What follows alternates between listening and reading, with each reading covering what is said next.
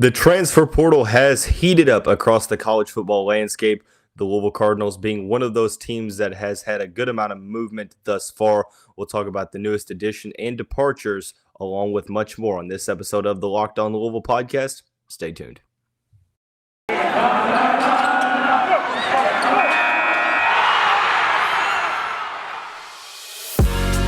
You are Locked On Louisville, your daily podcast on the Louisville Cardinals. Part of the Locked On Podcast Network, your team every day. What is going on, everyone? Welcome back in to another episode of the Locked On Louisville podcast. I'm your host, Dalton Pence. Today's episode is brought to you by Sonos. Sonos is the official sponsor of ESPN College Football. Go to Sonos.com to learn more. Also want to take this time to thank you personally for making us your first listen of the day. And just a reminder, the Locked On Louisville podcast is free on all streaming services, including YouTube, 5 days a week, your team every day. It's been a very busy past couple days for the Louisville Cardinal program in terms of the transfer portal. They saw a trio of departures of players entering the portal, all on the defensive side of the ball. Linebackers Peterson, Okeke, and defensive lineman Ja'Darien Boykin all deciding to enter the transfer portal. And the Cardinals added a transfer from Temple safety MJ Griffin. We'll talk about what that addition and those departures mean collectively for the defense next season. We'll then transition into the basketball side of things, where the men's basketball team will look to bounce back against Southeastern Louisiana on Tuesday evening. We'll talk about the key players to watch, the keys to the game, and final predictions. And finally, we will dive into the weekly mailbag segment that we couldn't conduct yesterday. I'll answer any questions that you all have asked for this segment. Before we get into the content of today's show, like I mentioned, for those who are not aware of who I am, my name is Dalton Pence. I'm a credentialed media member for Cardinal Sports Zone, where I serve as both a football beat writer and a recruiting analyst. Also do some PA announcing work for various sports in the university. You can follow my personal Twitter in the handle in the graphic in the bottom left corner of your screen. And the podcast Twitter page is at LO_Louisville. So let's get right on into the show. Got a good show planned today. A lot of movement in the transfer portal for the football team. It was all on the defensive side of things. Early last week, it was on the offense. Now it has shifted to the defensive side. 3 players entering the portal: Peterson, Ja'Darien Boykin, and Okeke, all in that front 7. From a pure optics standpoint, you never want to lose a lot of guys, but unfortunately, players will always enter the portal after every season. You're going to have some attrition. But even more so this year with the one-time transfer rule, guys utilizing opportunities to go play elsewhere. So, ultimately we wish them the best of luck. But from a pure production standpoint, the Cards, this isn't necessarily the Cards losing a ton of production, but more so guys leaving to get chances elsewhere. Starting with Peterson this season, played in 7 games, only had 11 tackles, was a member of that 2020 class, I believe. Played in 7 games this season, only had 11 tackles to his name. I'm sorry, not 7 games. He had 7 solo tackles and 11 total tackles this season. Ja'Darien Boykin struggled as well, only had 6 tackles. Both of those guys not necessarily able to crack the 2 deep. Boykin was a guy who was a 4-star prospect coming out of high school, had an interesting journey to get here. But once he got here, he was one of those players that a lot of people had kind of pinned as, okay, this is a player that could, see a potential breakout campaign here at Louisville. Unfortunately, that just never came to fruition here in the defensive, scheme, and not really even the scheme, just the overall defense as a whole. And then I guess the one player that you will have to replace is linebacker Okeke, who is still kind of further down the tackle list with 19. And he was kind of a victim of just an overall deep linebacking core that, even when guys like Jack Fago had to miss some game or some parts of games with targeting call or anything like that. I feel like Marvin Dallas, Jack Fago really held down the outside linebacker position to where it was kind of an odd man out situation for Nick Okeke. So for the Cardinals, yes, you never want to lose a handful of guys to the portal, but I think this is more of an indication of guys looking to get more playing time elsewhere rather than just leaving Louisville and having to replace that production. So I think that it does mean that you're going to have some more depth, come in and step up in the linebacking core. You look for some of those younger guys like Jackson Hamilton, Jae'Lyn Alderman, TJ Quinn, etc., to be able to step up in their shoes and be able to fill that depth. But overall, I think that this is just a one of those things where you have every single year, just like normal. Okeke could have been one of those players that we might have seen, with a bigger role next season. But the Cards are still looking to address the linebacker core anyway in the transfer portal, and all signs point to Monty Montgomery and Yasir Abdullah coming back. So at this point, I don't fault him for looking elsewhere to try to, get some more playing time. The Cardinals did, however, make an addition to the defensive side of the ball in safety MJ Griffin, who they recruited pretty decently out of high school. He was a 3-star prospect. I believe he made a visit or two to the Derby City to possibly come to the program. Unfortunately, didn't necessarily end up that way this season as a redshirt freshman, second on the team for the Owls with 66 total tackles. He had 1 sack, 1 fumble recovery, and 4 pass deflections. He probably looks to step into that void left by Quinterio Cole. And regardless, this is a safety room that needs some quality depth. Last season, those numbers were tested outside of Kendrick Duncan Jr., who I would assume probably comes back. Outside of him, you have Josh Minkins, you have Ben Perry, and there's some guys that you're bringing in the 2022 recruiting class. But ultimately, I think that at the very least, even if MJ Griffin doesn't end up being the starter for Greg Gasparotto, it's more of a fact just having quality depth. Has some years to play, so it's not just one of those one and done type deals. It's he's got a couple years to play, could mold into a solid player into this scheme. I look for Louisville to continue to address the secondary. I don't necessarily think that they may be done at the safety position, because even last year, I think that Scott Satterfield said kind of late in the offseason that, we still have a scholarship or two open, and we're, looking at all possibilities. But he kind of, alluded to the fact that the safety position was the one that, if there was a need, that it was in that position. And I think that, you basically essentially replace MJ Griffin for Quinterio Cole.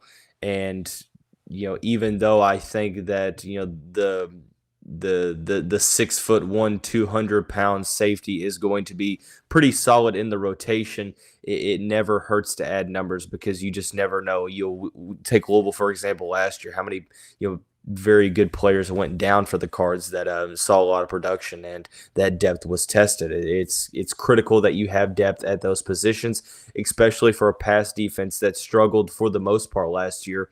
I look to see Louisville possibly make another move in the safety room and add another guy. But I'm also banking on, Josh Minkins Jr., Ben Perry to step in and make some, key progressions in their respective games. And then some guys like D'Angelo Hutchinson, and et cetera, to come in from the this recruiting class and be able to come in and possibly play right away. So overall, yes, we wish Peterson, Okeke, Boykin the best of luck in their future endeavors. In terms of a purely production standpoint, the Cards are not being tasked to replace much. But, it does suck to see some of those guys not necessarily paying out here. But, adding a solid transfer from the American Athletic Conference that was second on the team in tackles from the safety position. So we'll continue to monitor the transfer portal as we see more news. I would assume, this isn't the last. We've talked about the transfer portal and possibly only getting started with how many, spots that Louisville may have. But let's transition over into the basketball side of things. The men's basketball team looking to bounce back from a 62-55 loss against DePaul on Friday evening when they host Southeast Louisiana tonight. Before we get into that, I want to talk about our friends at BetOnline. BetOnline has you covered all season with more props, odds, and lines than ever before as football season continues the march to the playoffs. BetOnline remains your number one spot for all of the sports action. Head to the new updated desktop or mobile website to sign up today and receive your 50% welcome bonus on your first deposit by using the promo code LOCKEDON. From basketball, football, NHL, boxing, and UFC right to your favorite Vegas casino games, don't wait to take advantage of all the amazing offers available for the 2021 season. BetOnline is the fastest and easiest way to bet on all of your favorite sports, and BetOnline is where the game starts. Also want to talk about our friends at PrizePicks. Bowl season is here, Cardinal fans. I've been telling you about PrizePicks, and if you still haven't signed up, what are you waiting for? In addition to the college football action, PrizePicks makes college basketball more exciting. It's daily fantasy made easy. So it offers more college football and basketball props than anyone in the world while offering all the star players of the Power 5, as well as mid-majors you may have never heard of, while offering any prop you can think of. So in basketball, you can play points, rebounds, assists, threes made, etc. All of those that deposit and use the promo code LOCKEDON will receive a 100% instant deposit match up to $100. It's literally that easy. You pick 2 to 5 players and over/under on their projections, and you can win up to 10 times on any entry. And it's just you versus the projected numbers. The coolest thing about PrizePicks is that it allows mixed sports entries, so you can take the over on Stephen Curry and combine that with the under on Jonathan Taylor in the same entry. Be sure to use the award-winning app on both the App Store and Google Play. Entries can be made in 60 seconds or less. It is that easy. So do yourself a favor. Go to prizepicks.com right now and use the promo code LOCKEDON, or go to your app store and download the app today. PrizePicks is daily fantasy made easy. Thanks again for making Locked On Louisville your first listen every day. Make sure to check out the Ultimate College Football Playoff Preview 2021. Local experts, betting advice, and draft analysis make up the most comprehensive college football playoff preview, which begins this Friday. All right, so let's get right on into the Louisville basketball portion of the show. You'll have to forgive me. I'm looking. I don't know why I didn't have this already taken care of. I'm looking for the spread of this game tonight. The Cardinals hosting the Southeast Louisiana squad that has struggled early on so far. The line opened up at, I believe it was minus 22 in favor of the Cards. So by all stretches of the imagination, this should be a team that Louisville is able to handle. When you look at what Southeastern Louisiana has been able to do this season, the Lions have one of the worst strength of schedule so far, 332nd out of 358, yet they are still only 4-6, so they haven't really done all that much. In terms of comparable opposition, they have played Southern, who the Cardinals opened up with to begin the season. They won by 12. However, the Lions fell at the hands of Southern. So this is a team, like I mentioned, it should be one where Louisville was able to fine-tune things ahead of a underrated matchup against Western Kentucky later on this week. Some statistics to look out for: they're 40th in the country in points per game, 80.6 that they're scoring on average. However, and this is the main thing, they are bottom 100 in the country in allowing in points allowed, with 73 on the dot per contest. So for the Cards, the name of the game, and I think that this really is more pertains more to this matchup than it does ones in the past, and that's I think you have to get your guys going. You have to get guys like Jae'Lyn Withers and Samuel Williamson going. I think this is a big confidence game for them, allowing them to take advantage of the opposition. Southeastern Louisiana does not have one player over 6'9". So yes, they had a little bit of a size advantage against DePaul, but they definitely have one against the Lions here tonight. So I look for guys like Jae'Lyn Withers and even some of the younger bigs like Sidney Curry, Roosevelt Wheeler, and Gabe Wisnitzer to possibly get in and give some meaningful minutes. I'm looking for that for the Cardinals to exploit the paint, be able to utilize offense around the basket, which when I believe it was Jared West that met with the press on Monday and kind of talked about the DePaul loss and what it means moving forward. And he basically said it's just trying to find our offense. And I think that the Louisville offense looked pretty solid when they were playing around the basket against DePaul. Didn't shoot the ball well at all against the Blue Demons on Friday night at the KFC Yum Center. So it's going to be a matter of, yes, I would like to see the shots fall, but I also want to see Louisville kind of take care of business and exploit mismatches against smaller opposition in the front court, which is something that it seems like Louisville has struggled to do with outside of maybe 1 to 2 games this season. This is a good game to get guys into a positive momentum, get guys like Jae'Lyn Withers going, get guys like Sam Williamson going. I want to see Louisville be able to improve on the things that they've kind of struggled with early on, and that's better shot selection, working better for your shots. But I think the number one is to be able to get the offense going in the paint. The key players to the game that I'm looking for here, I want to see Noah. I think it's Noah Locke and Jae'Lyn Withers. I want to see both of those guys get going. They've been cold for the past couple weeks. In fact, Jae'Lyn Withers really hasn't looked like himself all this season. Noah Locke, on the other hand, has been kind of hot and cold, more of in a slump, as of late. And I want to see him get his mojo back because the Cards are going to need him. They're going to need his perimeter shooting and playmaking ability as this month goes on. It's a very tough month to end the 2021 calendar year for the Cardinals, and ultimately, I think that what better way to get these guys back on track against an inferior squad that maybe, who knows, maybe you do have 15 points and there's not a lot you can take away, but the one thing that you can do is be able to try to build off that performance and get yourself some mental confidence and overall just try to swing the pendulum back in the positive direction. So it's hard to take away a lot of put it this way, it's one of those to where there's not a lot to gain against a team like Southeastern Louisiana, but there's a heck of a lot to lose if you allow it to be. So I think for the Cards, it's just a matter of handling business. I think that the team does come out on top.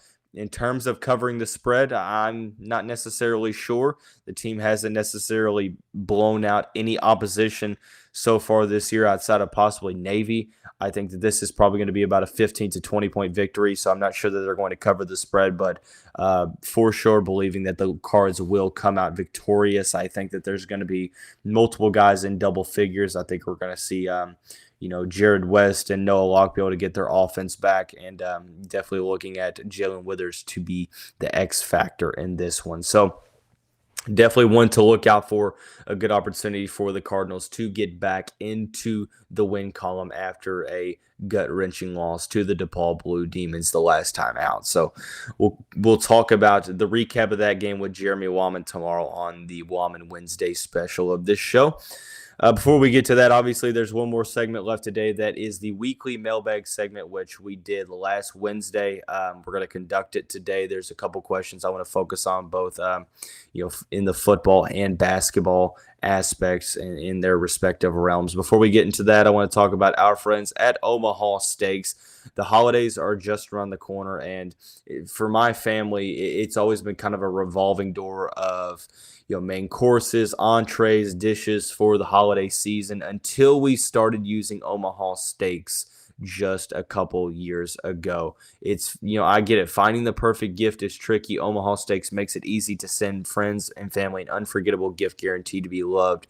And if you're hosting a Christmas or holiday get-together, there's no better way to cater than Omaha Steaks. Go to omahasteaks.com and enter the word college into the search bar to order the perfect gift package for $99.99. You'll get 24 entrees like the world-famous bacon wrapped filet mignons, chicken breast, side, desserts, and so much more. When you use the promo code COLLEGE, you'll also get an additional 8 Omaha steak burgers for free with your order. We've all heard the reports about shortages and shipping delays, so don't wait. Order the perfect gift package today at omahasteaks.com and you'll get 8 free burgers when entering the code COLLEGE.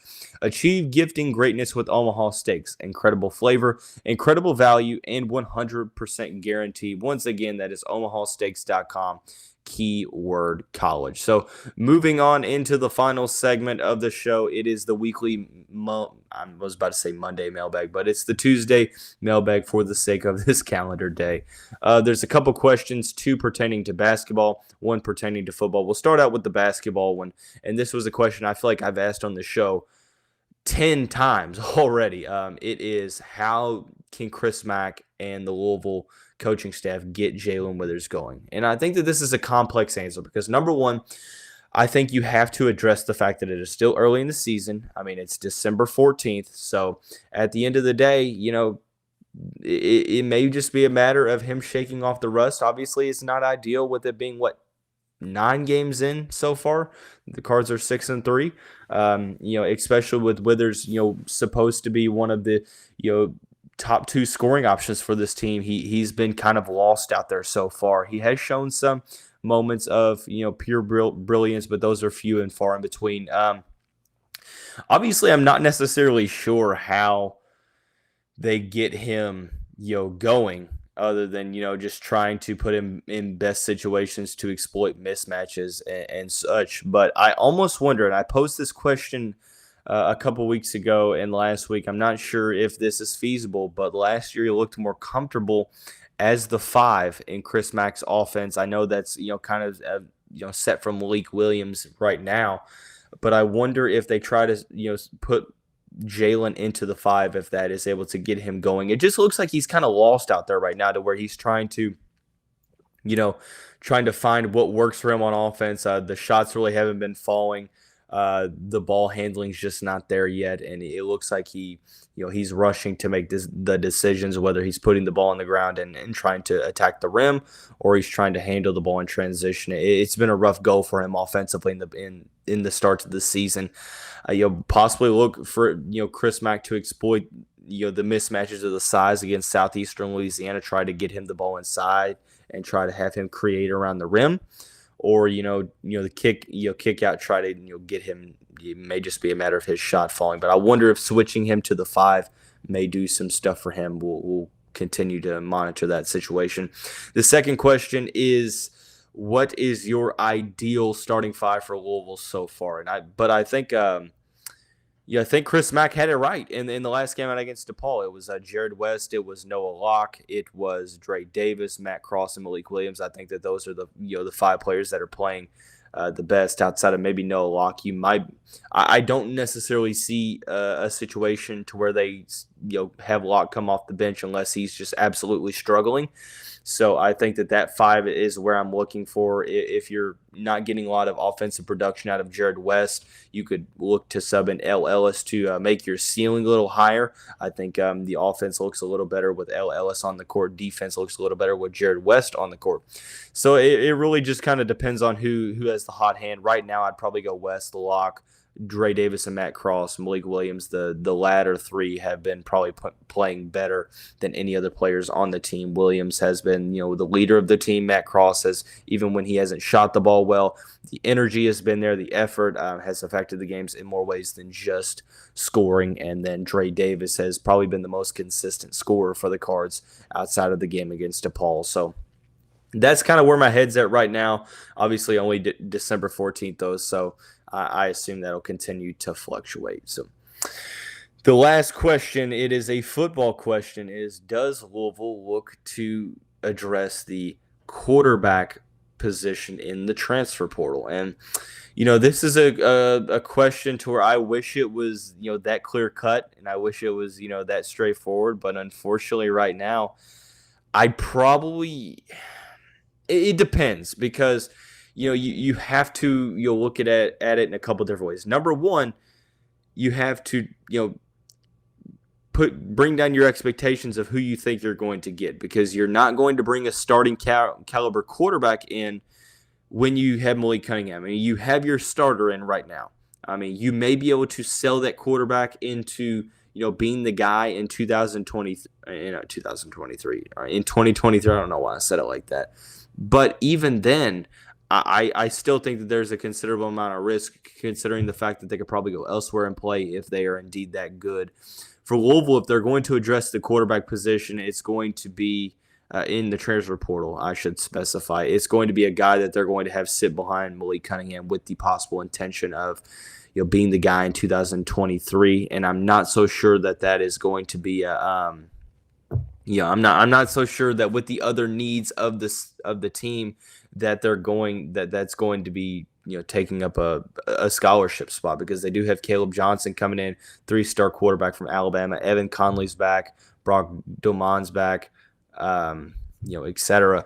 And then 2023, who knows if Pierce Clarkson comes in, whoever they're recruiting then. So it's hard to say because you already have your starter. It's not like there's going to be a true competition unless they were just to bring in a top quarterback in which Malik Cunningham's spot would be in jeopardy. But I just don't see that being the case.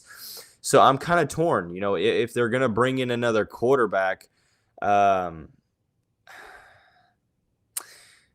it would really just have to be a player that is okay with sitting a year for sure, and then battling to have the starter spot in 2023, which they may see that as being a possible avenue. But I just find it hard to believe that there's going to be that many quality options that are going to be willing to look up a spot to play somewhere else just to sit at Louisville for a year, and then have the risk of going into possibly being a starter in 2023. So we'll see. I don't think so. If you made me make a decision right now and predict it, I don't necessarily think they'll go for a quarterback in the transfer portal. If anything, maybe they add, who knows, maybe Chuba Purdy. But even then, he's probably looking for a starting position. So at the end of the day, I'm going to go with no, no matter how we slice it. But it wouldn't necessarily surprise me if they did. If they found an option that they thought was going to be a good reward in the long term, by all means, utilize that.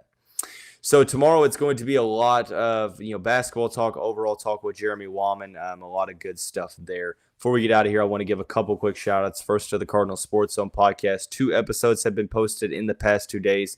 The 100th episode with Steve Rummage and Justin Rank, the co-founders, along with Jeremy at Cardinal Sports Zone. That episode was released Sunday, and a bonus episode released yesterday with the regular crew. You can check those out at cardinalsportszone.com. Also want to give a couple not a couple. Yeah, I guess you could say a couple quick shout-outs. I'll give them, simultaneously to the Locked On Bets podcast. They definitely deserve it, and all the good stuff that they do there with your boy Q and handicapping expert Lee Sterling. You can follow that on the Odyssey app or wherever you like to get your podcasts.